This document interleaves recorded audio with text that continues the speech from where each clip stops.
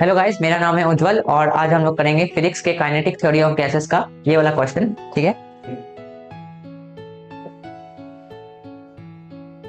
तो क्वेश्चन में दिया है कि a mixture of 2 moles of helium gas and 1 mole of argon gas is kept at 300 kelvin in a container. The ratio of the RMS speed of VRMS helium upon VRMS argon is dash.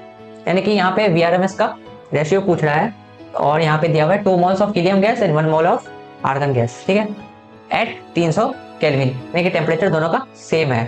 ठीक है, तो VRMS का formula क्या होता था? VRMS का formula होता था √3RT/m। ठीक है, यहाँ पे 3 R का एक कांस्टेंट वैल्यू होता था, T होता था टेम्परेचर और M होता था उसका मॉलिक्यूलर मास। ठीक है, तो यहाँ पे इस क्वेश्चन में देखिए आर्गन एंड जो हीलियम का दिया हुआ है 300 केल्विन यानी कि टेम्परेचर सेम है दोनों में। ठीक है, जब टेम्परेचर सेम है तो वीआरएमएस किस पे डिपेंड करेगा? इस केस में VRMS will be proportional to इतना 1/m। ठीक है, तो हम लोग को पूछा है यहाँ पे वीआरएमएस का रेशियो। ठीक है, तो सीधा सीधा लिखेंगे VRMS helium upon VRMS argon क्या हो जाएगा यहाँ पे अंडर रूट इसका 1 upon molecular mass of helium और इधर 1 upon molecular mass of argon, यही हो जाएगा।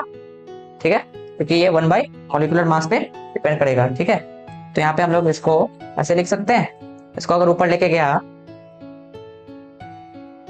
1 upon molecular mass of helium का under root into under root of molecular mass of argon upon 1, इसको ऐसे भी लिख सकते हैं। ठीक है, तो ये आ जाएगा molecular mass of argon upon molecular mass of helium. ठीक है, तो अब आसान सा क्वेश्चन है। अब आर्गन का मॉलिक्यूलर मास कितना होता है? 40 होता है।